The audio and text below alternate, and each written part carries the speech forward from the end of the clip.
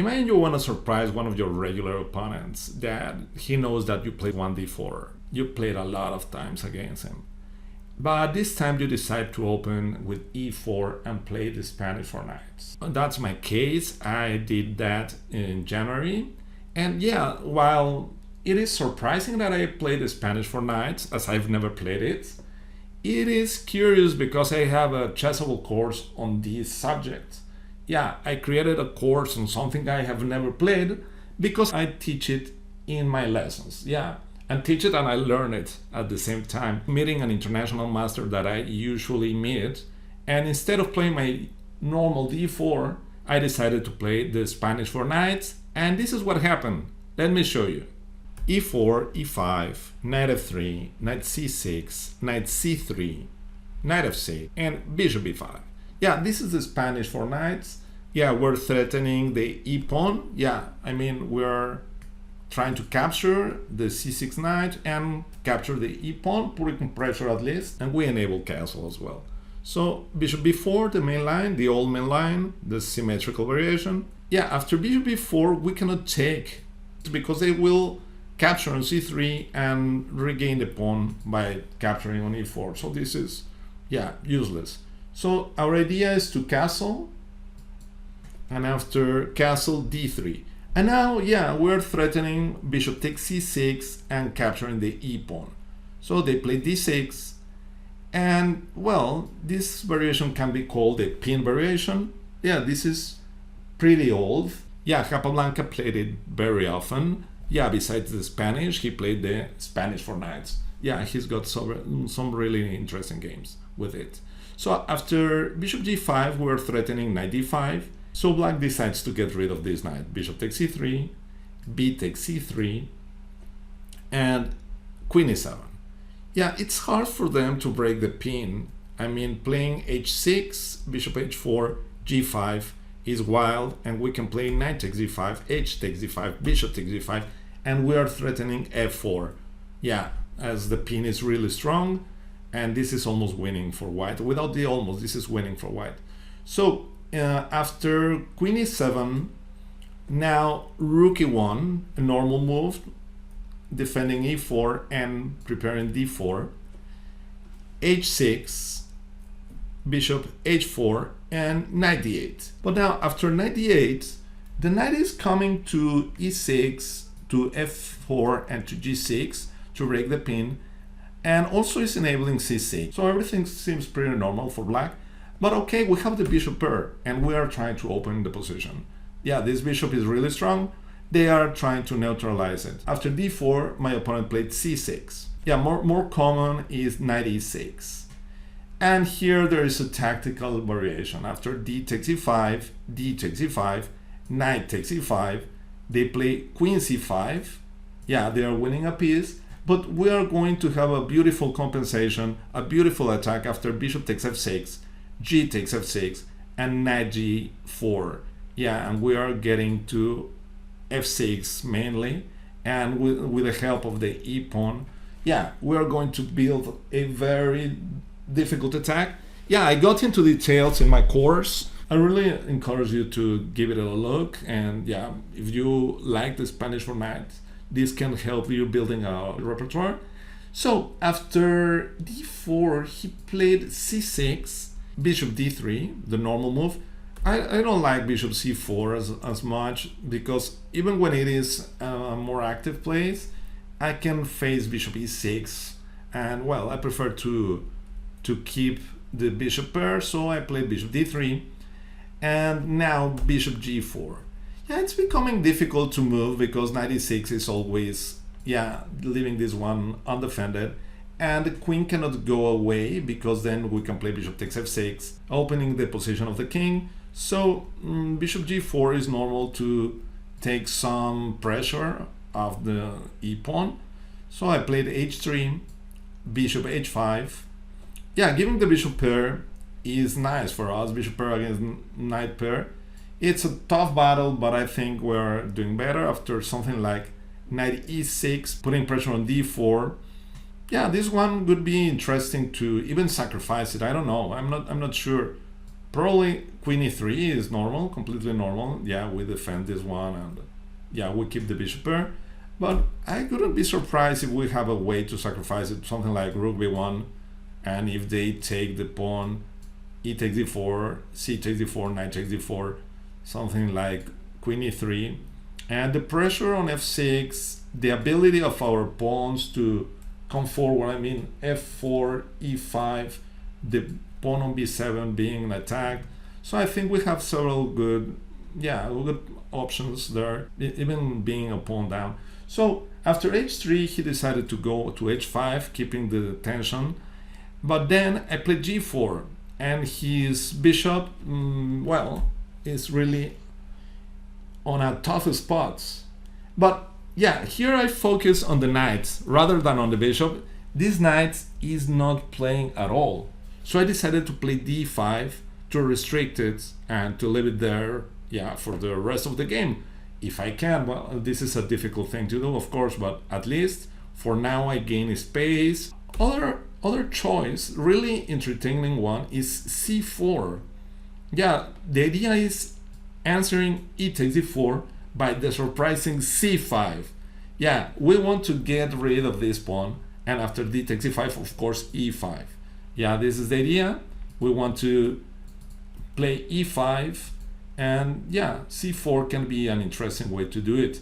After something like b6, I guess d5, and now after c takes d5, c takes d5, and yeah, our pawn structure, but especially this bishop, is really bad. While our bishop can be relocated to f2 once we move this knight d2, f3, bishop f2, then we can play a4, a5, and our bishop will be a very strong piece on this other diagonal when we are not enjoying the pin, because for now we are in no rush as the queen is tied to the defense of the knight. So this is really a nice position to play. So rather than this, I played d5. This is almost identical to a position that appeared in the course. Yeah, the position that I covered in the course was with the bishop on g5 and the pawn on h7. It's the same. You can transpose. So after c takes d5, e takes d5, and he took on d3. Yeah, playing e4 is, I think this is just losing a pawn after knight d2. Yeah, this pawn is doomed. I am going to capture it. So yeah, there is nothing to win by playing that. So bishop takes d3, and now it comes a tough decision for me, capturing with pawn or capturing with the queen. So I decided to capture with the queen, even when e4 might come at some moment. The idea is to activate the queen. So, and here he played g5. Yeah, I was ready to play something like c4, sometimes even knight d4, knight f5. Yeah, we can take advantage of the pressure here. The pawn is pinned. So, and other idea that we may want to play is knight d2 and f4. And yeah, our position is really nice. This knight is going to have a difficult time to improve. And if they play g5 and our knight is on the way to g3 or to e3, then f5 is going to become a weak square. So I think we are doing great. And after this, he decided to play g5. He went all in, and yeah, I was sure that sacrificing here was really strong, so I did it. Knight takes g5, h takes d5, bishop takes g5, and the idea is very simple. I want to increase the pressure here by playing queen f5 and f4, and yeah, the position seems to be so difficult for him.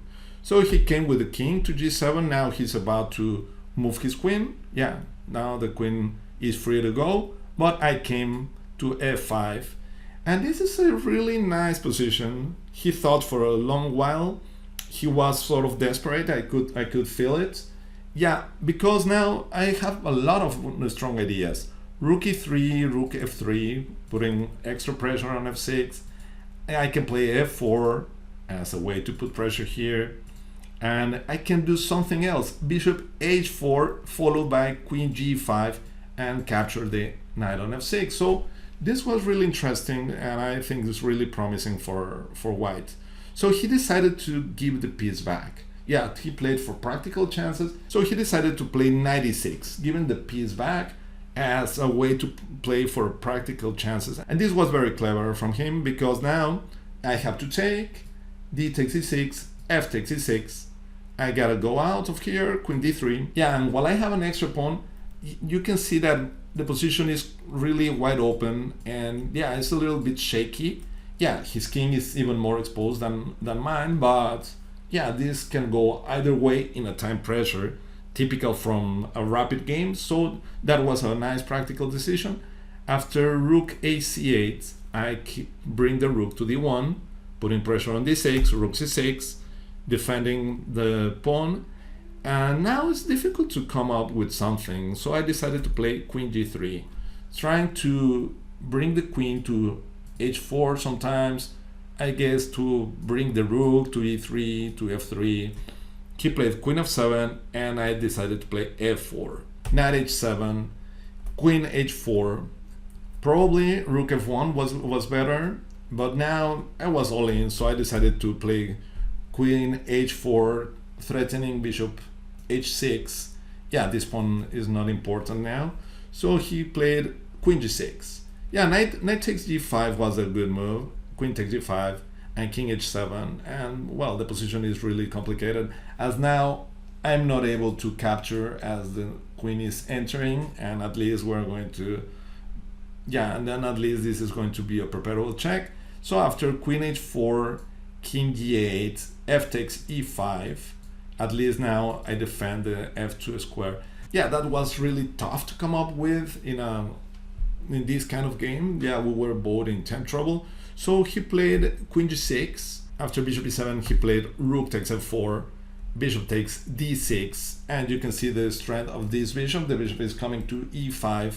So he decided to sacrifice the rook takes d6, and after knight g5, it all of a sudden it transpires that I'm getting into trouble. But don't forget about the kings. So I played rook d7, king g8, rook d8, king f7. Yeah, he cannot come to g7 because queen h8 is going to be checkmating too. And yeah, after king f7, I played queen h8, knight f3. Instead, knight takes h3 simply is answered by queen takes h3, check, and king h1, and that's it. After queen h8, knight f3, king h1, he called it a day. He resigned as there is no more check, and yeah, everything is coming to an end. Yeah, his king is too exposed. A really exciting battle. It was really exciting from the perspective of me playing this line. Yeah, I've never played it. I have a course on it. So yeah, the stakes were high, but I feel nice developing the initiative, and I think yeah, the experience was really a nice one. So I hope you like the idea, you like the video, and if that's the case, please remember to give me a thumbs up and to subscribe to the channel in case you haven't done it. That's the best way you can support the channel. So that's it for today, and thank you very much. See you next time. Goodbye.